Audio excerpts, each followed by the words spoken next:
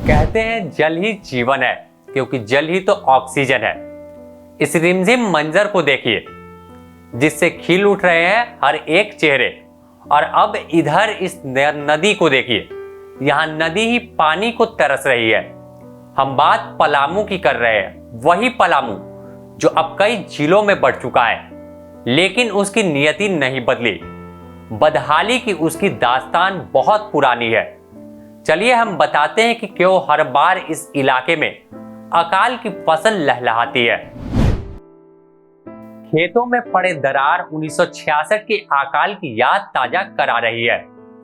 तब एकीकृत बिहार के दक्षिणी छोटा नागपुर इलाके में भयंकर अकाल पड़ा था। इंसान के ही नहीं, नदी, खेत खलियान, नहर और तालाब पोखरा के भी कट सूख गए थे। हर महीने बरखा रानी की आराधना में किसानों का बीता, लेकिन साल खत्म हो गया, बारिश नहीं हुई थी। यही हाल इस वर्ष 2022 का भी है। पलामू, गढ़वाल, लातेहार, लोहरदगा, गुमला, सिमडेगा समेत कई ऐसे जिले हैं जहां वर्षा नहीं हुई है।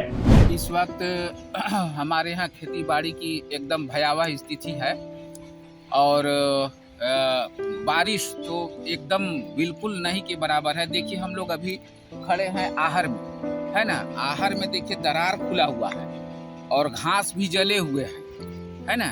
और इसमें अब समझिए कि आहर में जब दरार खुला हुआ है और घास भी जले हुए पाए जा रहे हैं, पाए गए हैं, देखने की चीज है।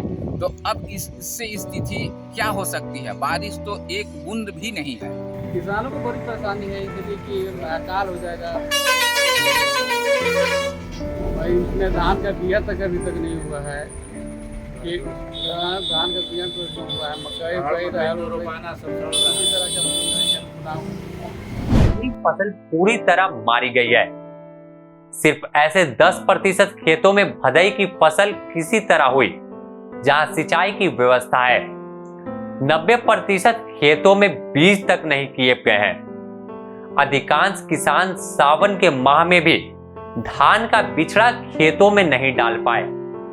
वह आषाढ़ के महीने से टकटकी लगाए बैठे हैं। अधिकांश सिंचाई परियोजना पलामू में अधूरी है।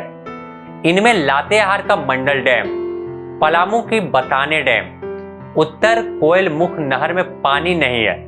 राज्य की बड़ी अन्य सिंचाई परियोजनाओं पर 20 वर्षों से काम हो रहा है। अरबों रुपए खर्च हुए, मगर किसानों के खेतों में आज तक पानी नहीं पहुंचा। आज भी खेत प्यासे है। खेती बाड़ी की स्थिति तो बहुत खराब है और इतना ही खराब है कि मैंने समझिए कि जो थोड़ा मोड़ा किसान मकई रहर सब बोया था वो भी खत्म हो गया। अब पशु लोगों का भी चारा जो है कि अभी जब पूरा मिलता था, अभी बिल्कुल घास सूखा हुआ, उन लोग की भी स्थिति खराब है। चारा उरा नहीं मिल रहा है। अकाल में देखिए यहाँ खेती बाड़ी है ही नहीं, सब ऊँचा अकाल पड़ गया सर। रबी भी था वो भी सब चला गया। अच्छा धान तान जो रोपा था तब पानी पत्थर है ही नहीं। तो मान लीजिए कि ये तनी मनी राशन मिलता है तो उसी से हाल चल रहा है। कोई काम धंधा कहूँ मिल नहीं रहा है। आपने सुना किस तरह से किसानों ने बताया कि उन अभी तक खेत में बिछड़ा तक नहीं डाल पाए हैं।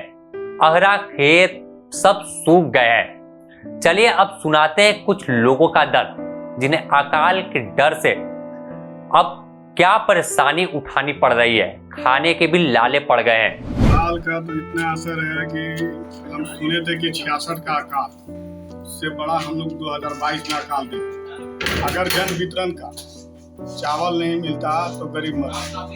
साल पानी ना होने के कारण भदई, मकई और रहर जो किसान गरीब गुरबा रोपे थे वो भी सड़ गया है। बिहन तक नहीं हो पा रहा है। इस साल एकदम अकाल का संभावना बना हुआ है। गरीब गुरबा के लिए बहुत बुरा हालत है। सरकार इस बारे में कुछ सहयोग करे, कुछ सोचे। वैसे तो पलामू हर बार अकाल की चपेट में रहता है, लेकिन इस पर किसी सरकार ने अकाल से निपटने के लिए सिंचाई की व्यवस्था किसानों के लिए नहीं की गई है। सरकार आती है जाती है।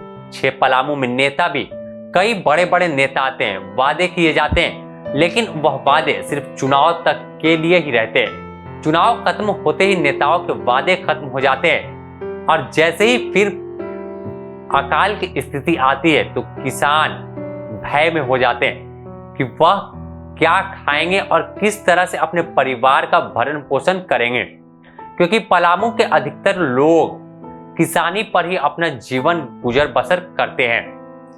ऐसे में सरकार को कोई स्कीम लाकर उन किसानों के दर्द को मिटाने की जरूरत है, जिससे किसानों की फसल की बर्बादी को लेकर जो अकाल आया है उसमें उन्हें मुआवजा दिया जाए। अब देखने वाली बात होगी कि आगे सरकार क्या कदम उठाएगी। फिलहाल इस स्टोरी में इतना ही। आप बने रहे द न्यूज़ पोस्ट के साथ। नमस्कार।